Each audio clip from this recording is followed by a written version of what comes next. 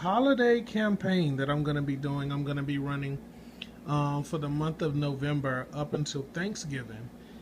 And it's basically a solitaire campaign, but it's more a collaborative solitaire campaign because Plaguewind is running the second part of the campaign on his end. So we're basically running a campaign that's taking place on two planets in the same system. The effects of one affects the other. So he's going to be posting his part of the story on his page, and I'm going to be posting my part of the story on my page. So if you guys follow them both, you'll find that right around Thanksgiving, when the campaign closes, you'll see the result as at the close of the campaign. You'll see how all of the parties involved get affected by the result. So basically what I'm going to do from my end is I'm going to just tell you guys the story for my part, and I'm going to try to do this really fast. So first, let me introduce the key players. So I have a Necron Lord. I have Fourth Company Chaplain Cairo.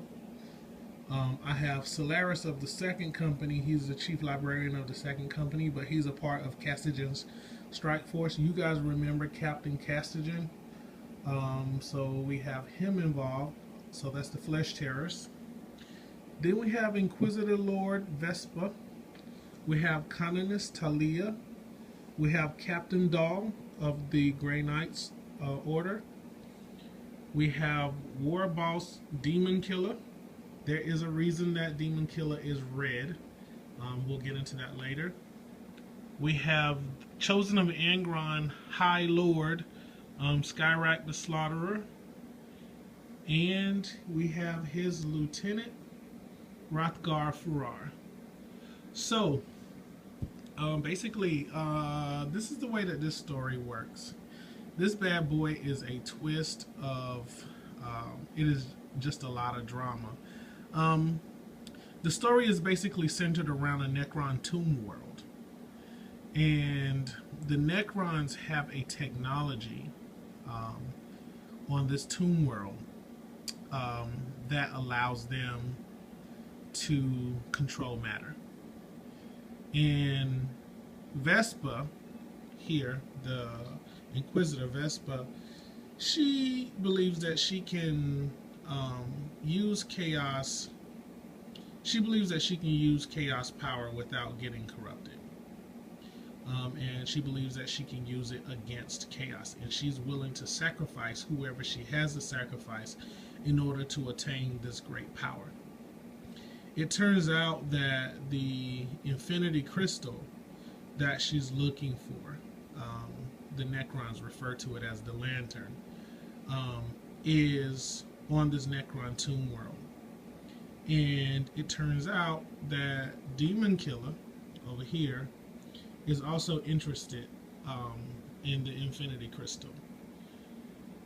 So when Vespa and her Inquisitorial Guard Regiment, along with the Sister Sororitas, arrive on planet Hoth. This is taking place on planet Hoth. When they arrive on this Necron Tomb world, the battle is already underway. A huge war has taken place. Demon Killer has basically ravaged various orc clans, killed their war bosses, taken siege of their clans for his own, and has begun a campaign against the Necrons.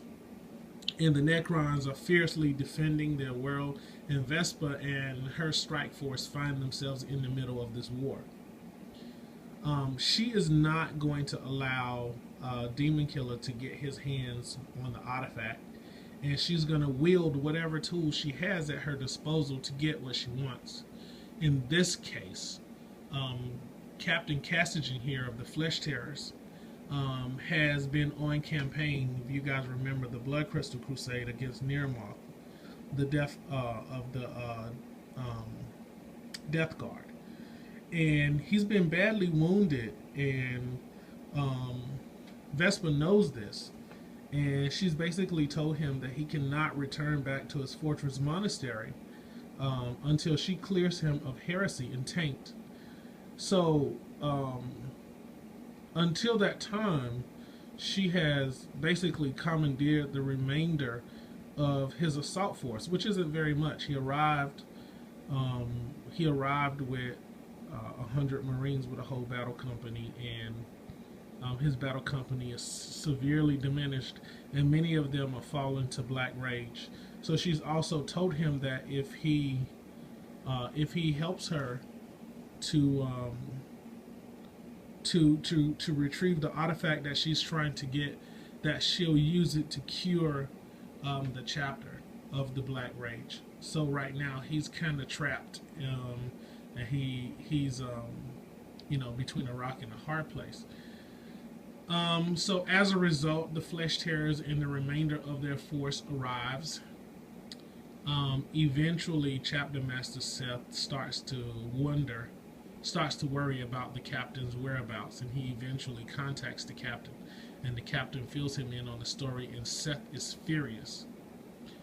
On the other end, Captain Dahl here, sorry for shaking, Captain Dahl here and the Grey Knights start to get suspicious of Vespa, because they start to realize that she's wielding unholy powers, and so Talia goes to Dahl and starts to kind of fill him in on what's going on. But because Vespa is an Inquisitor, she's basically able to keep the truth from them and keep them under her thrall. But she's basically interested in attaining absolute power. It's not until Skyrack and Hrothgar show up that you find out that the Orc boss Demon Killer is working for Skyrack, and Hrothgar begins to press his campaign on this world, seeking the power, and that pulls the Grey Knights into the fray. So in the end, what we're looking to find out is, will the Necrons keep their technology for themselves and defend their homeworld?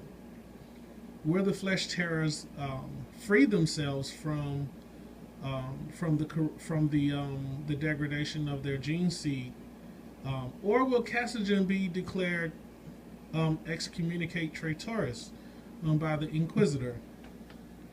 On the other hand, will the Inquisitor's heretical plan be uncovered? Will she fall to chaos, or will they bring her to justice? And if that's the case, it will be Talia and Dahl's responsibility to make that happen. But the question is, will they find out the truth about what's going on? And in the end, over here we have Skyrack and his lieutenant. Will they claim the technology for themselves and open the warp gates forever for Angron's hordes to pour through? Now, there's another part of this story where there are five seats that play a very pivotal role in the whole direction of this whole thing, but Plague Wind will be cluing you guys in on that.